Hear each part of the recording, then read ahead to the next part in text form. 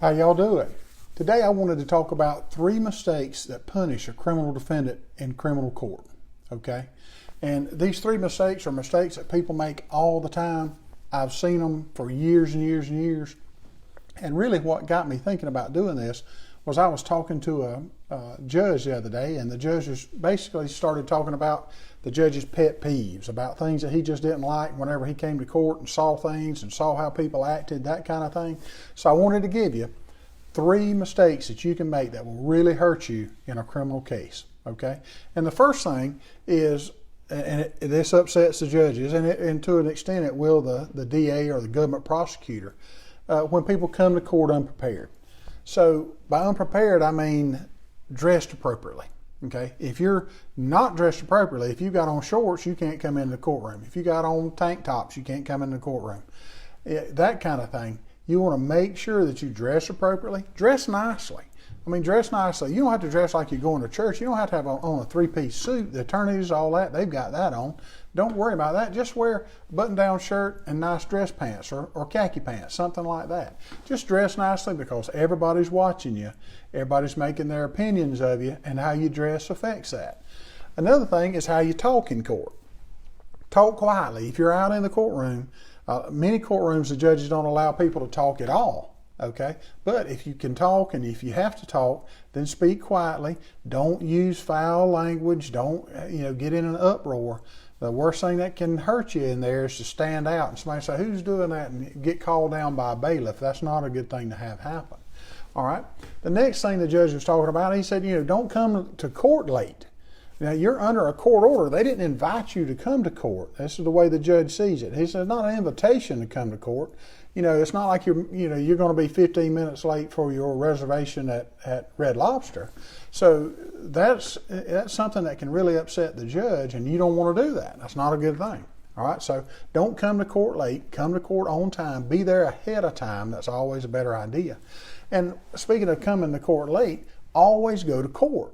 Now, you're under an order to come to court. Let's say you come to court at 9 o'clock, the judge takes a break at 10 and says come back at 10:30, and you decide to come back after lunch because, you could get, to Red Lobster and be able to get in earlier or something like that. Don't do that.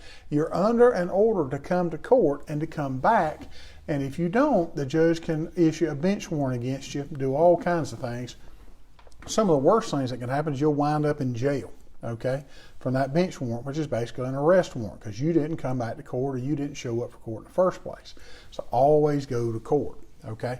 Another thing was the judge was saying that he hated being interrupted, all right? He hated being interrupted, so let the judge talk. If the judge is saying, well, let me ask you this or whatever, let him finish his question, all right? Answer the question. Use normal English, okay?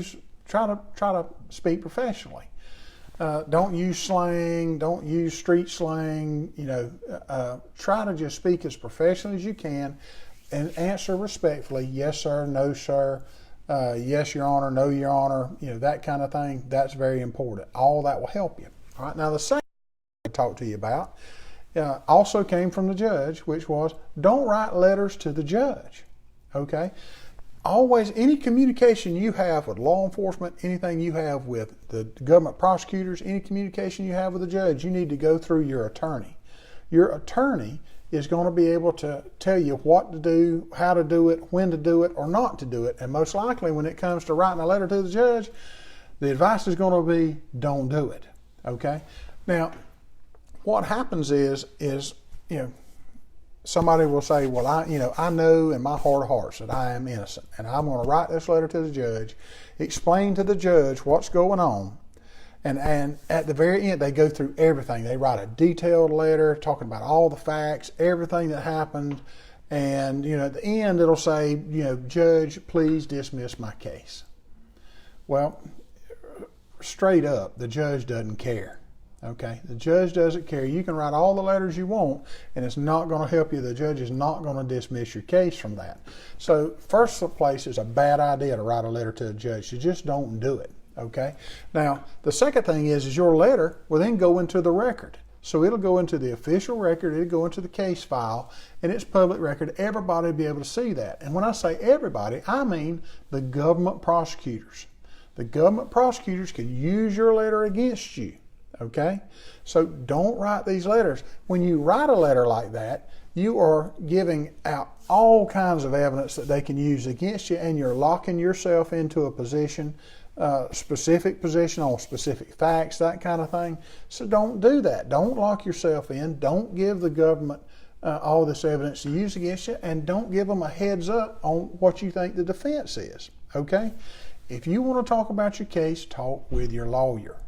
Your lawyer can advise you and will know the best way to use the facts in your case to defend you. But don't write that letter to the judge. Okay? Now, the third thing, and it goes along with communication again, without talking to their attorney, sometimes defendants, and like I said before, who know in their heart of hearts that they're innocent, they decide that they're going to call law enforcement, or they're going to go down and talk to the police, about their case. They're going to write a statement out for them. They're going to do whatever, and they don't talk to their attorney about this. Let me tell you, my standard advice as a criminal defense attorney is don't talk to the police. You will talk yourself into prison. Okay? Now, a lot of people think that they can explain away what's going on. They can talk to the law enforcement. They can convince law enforcement to dismiss the charges against them. Okay, if they just go and talk to them, or if they write them a letter or sign a statement or something like that. And remember, it's law enforcement's job to record everything that you say. All right, put it in a report and gather as much evidence as they can to convict you at trial. Don't give them this information, okay?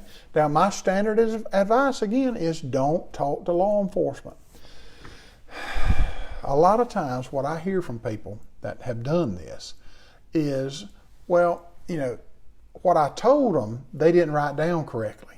Or what I told them, they misinterpreted, and they thought I meant this when I really meant that. I might not have been clear about it, but they took it the wrong way. Don't do that.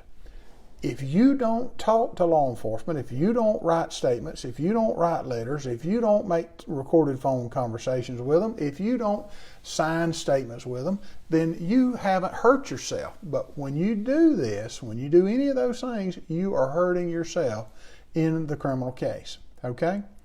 Now, if anybody has another topic they'd like for me to talk about on criminal defense, just let me know. If you've got a comment or a message or have a question, feel free to just message me. We'll be fine. All right? Thank y'all.